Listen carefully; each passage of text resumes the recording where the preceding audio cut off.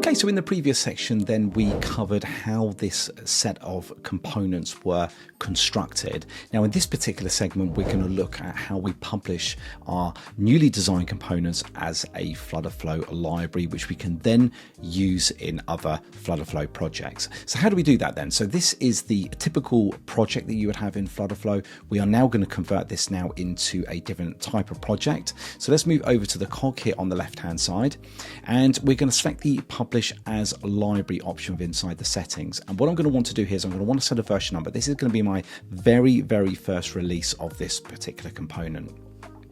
So let's give this then an initial sort of description of changes. Now this is going to be my initial sort of build, something like that. And what I can now do is I can now commit changes and publish. So if I just select that, I'm going to put in this message once more, like that, hit commit. Now this is now going to bring up this warning now because we're now publishing our project as a library, and this will, as it says here, it's going to disable certain features here that won't mean that we can then use this as a typical kind of FlutterFlow project. So I'm just going to type in here the name to confirm this. Okay, hit publish.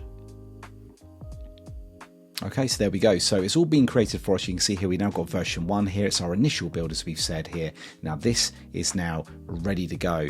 Now, of course, what we can now do then is when we want to make changes, we can come back to this particular screen. It's already got the version 1.01 all ready to go for us. So if we're making any really minor sort of changes, any like little minor bug fixes or anything like that, then of course we can then just let this increment itself.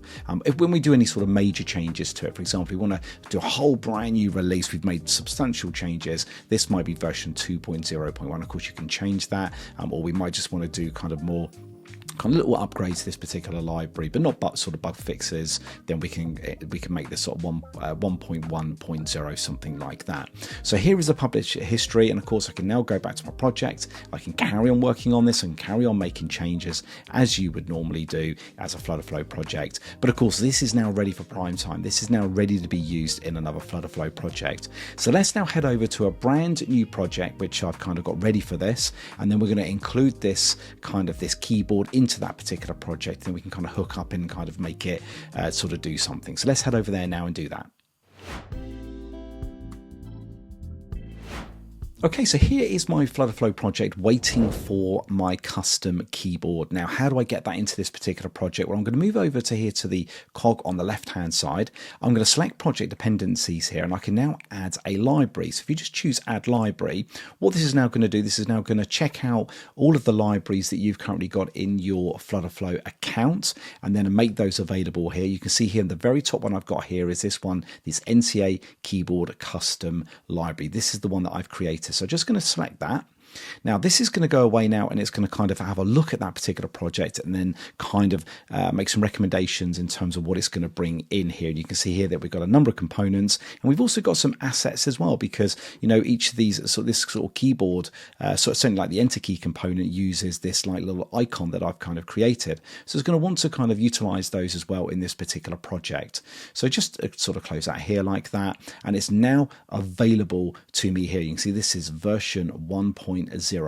So now it's now available to me. How do I then make that how do I now use that now within inside this particular project? So if I just move over to the widget tree here, now I've got this row that's already created for me. This is kind of waiting for my keyboard. So I'm just going to hit the little plus here, move over then here. So we've got the components and custom widgets imported from library projects. Just select that, and you can see here now I've got my custom keyboard component. So if I just select that, it's now going to be magically, it's going to kind of appear. Now it's kind of wrapped it in a kind of container here. So just select the container. You can see it's kind of put some sort of heights in there, and that I can just sort of delete that height out. I can kind of do sort of move that out here, just to kind of bring it in exactly how we want it. Now the keyboard row, just want to double check here to make sure that is all centered for me. So that's looking pretty good. So it looks like I'm now ready to go. Now the great thing about this, of course, if I now choose the custom keyboard component, now just as my little kind of library project, you can see here now I've got these kind of component parameters all ready to go. Now in my particular project here, I've now got this is locked kind of Boolean sort of value, this page state variable. I can now sort of now select that. So just choose a little selector here, and I can go now down to then my page parameters here. So not page parameters, but go down to my page state here, and you can see I've now got the is keys locked. I can just set that. So of course my component is now going to pick that up. Now in this particular project here, I've actually got like a global kind of action block that I'm using within inside the project. Now I recommend that you kind of pop into the Academy, grab hold of this as a full example, and you'll be able to inspect how all of this works. But I've kind of created this reusable kind of action block. If I move to action blocks here, it's a page level action block here. I'll open up this up here, and this is kind of doing some functionality on this particular page here. So I'm not going to kind of work in too much detail here, but all I'm really doing is I'm calling out to this reusable kind of this page level action block, and I'm passing in the character, and that's going to work out all of the behavior that kind of happens in this particular kind of preview sort of panel here. So what I'm going to do though, I'm going to hook that up. So I need to choose my custom keyboard component. I'm going to move over here, just scroll down here to the on key tap action callback. So this is every time a key is selected, open up this here, and I'm going to select the callback here. I'm going to add the action, and you can see here that I've got these custom this page action block here. I'm going to choose the handle key tap here. Now this expects me to pass a parameter in, which is going to be my character. Now I'm going to pull that back from the callback, so just select that as a callback parameter, and I'm going to choose my actual character itself. So just close that. So I've now got that hooked up. So every time each of these keys are selected, the kind of the page level action block is going to kick off, and then it's going to kind of do all the functionality that is required on this particular page to kind of update the kind of values in this kind of character sort of row here.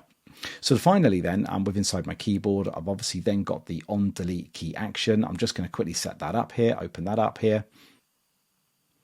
Okay, so that's all set up for me. Really, all this is simply doing is as I hit the delete key here, I want to delete the characters from this particular list of sort of containers here. I'm going to kind of work backwards here as I hit the delete key to remove everything else. So that is all set up for us. So we can quickly run this sample up right now.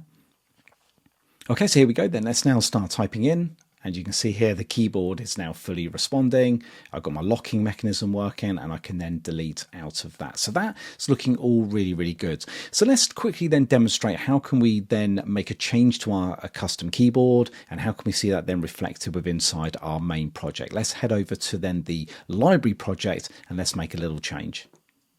Okay, so the change that we're going to make with inside our library project is every time we tap on one of these keys here and show it, instead of showing that kind of like the light grey for the tap colour, let's change it to then the primary colour.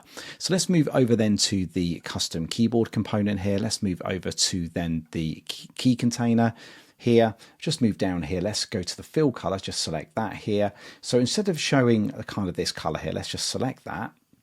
Let's show the primary colour instead. So just hit confirm like that. And then we also need to do the same thing as well for the enter key here. Move here. Let's move just down here to this particular one. Let's just change this then to the primary color like that. Just hit confirm. So that is all good for us. And of course, if we wanted to now, we could fire up this as a little test project just to check that it's working. But I'm going to trust the process here that I've made a very simple change, and we're now going to publish this now out as an update. So I'm just going to move to the cog here on the left hand side.